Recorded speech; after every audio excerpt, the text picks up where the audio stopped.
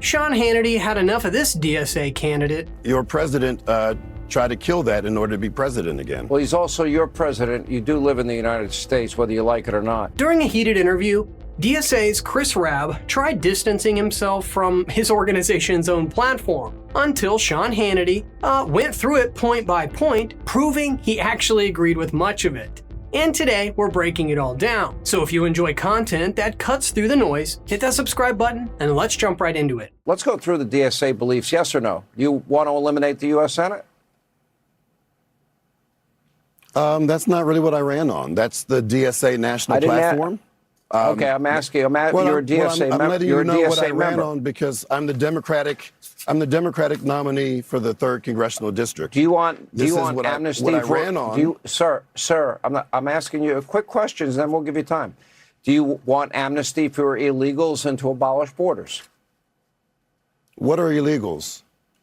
Illegal immigrants, people that didn't respect our laws, borders, and sovereignty, entered the country without permission. Illegally. I don't accept the premise of that question. There are folks who have documentation, but these are not criminal acts.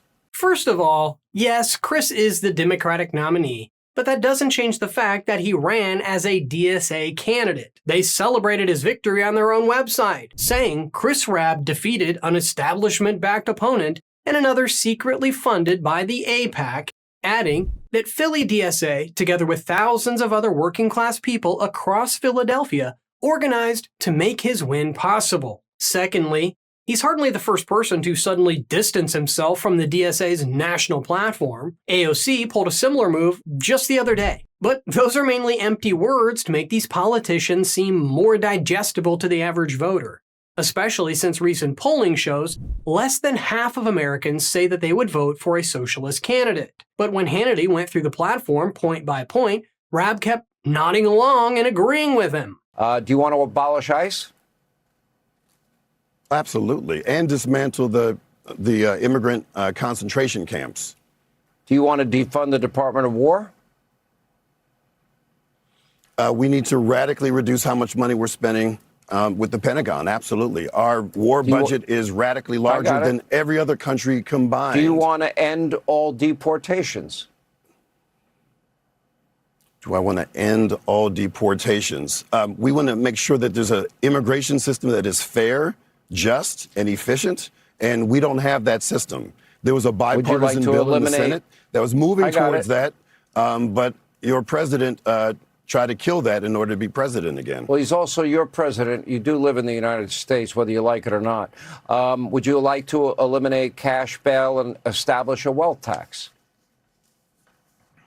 Absolutely.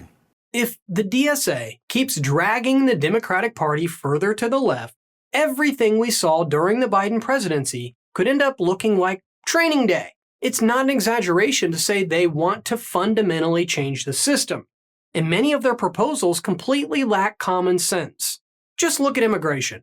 Their platform explicitly calls to legalize migration, grant amnesty for all immigrants regardless of status, provide a path to citizenship for all permanent residents, and end visa caps and quotas. Policies like that risk creating the same situation that we've watched unfold in Spain just a few weeks ago. Except here, there'd be no obvious stopping point like the water until people finally look around and wonder, how did things get here? Hannity then moved on to taxes, and that's where Chris really showed how little he understood about history. The top 10% of Americans pay 50 to 60% of our tax bill. The top 20% pay nearly 100. The bottom 50% of wage earners pay 1 to 2% of the total income tax bill. How much of every dollar that any American makes should they be allowed to keep without you and your fellow DSA members taking it? Let's just go back to the Reagan era. How about those tax? The Reagan era was he dropped the top marginal rate. Okay, well, he dropped the top marginal rate from 70 to 28%. You want 28%? You'd be okay with that? What I'm saying is there was a time under Democratic and Republican presidencies where the tax rate on the wealthiest Americans was much higher than it is now. Okay, but Reagan dropped the top marginal rate from 70 to 28%. It created 20 million new jobs, the longest period of peacetime economic growth in history. If you want to adopt Reaganomics, I don't know. I might consider your candidacy if you get rid of this other nonsense that you believe. That's it. That was his entire response.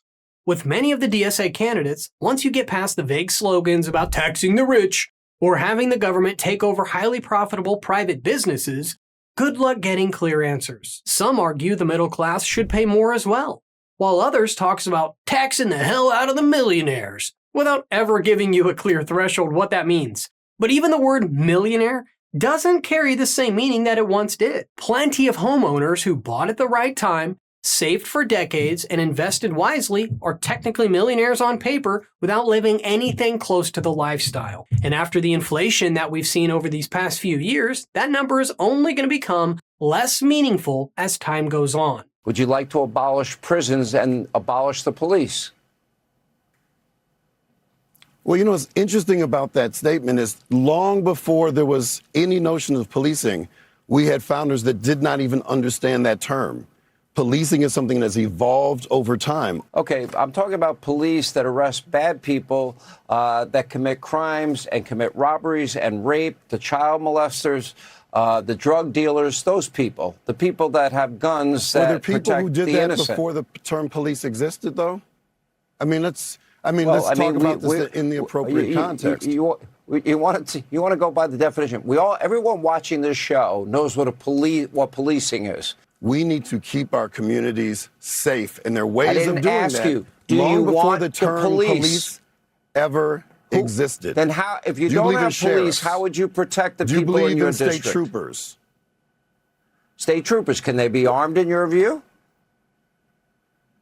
Hey, listen, I believe in arming oneself. Listen, my people are from the South. So do I. All right? So the only way we could protect ourselves was to arm ourselves because we couldn't trust the police because they were largely part of the Klan. So, yes, all of my people were That armed. is a I have no generalization problem that with is not true. Chris is running in a deep blue district, so barring a major upset, we'll probably see this guy in Congress soon. That's what makes this bigger than some viral Hannity interview. With each new wave of politicians coming from the left, the goalposts just keep moving. We started with AOC and the squad, then came figures like Jasmine Crockett, and now we're watching DSA-backed candidates openly campaign on ideas that I think would have been completely out of the ordinary just last cycle. That's how quickly the landscape has changed. There used to be at least some agreement between both parties on where America should ultimately be heading.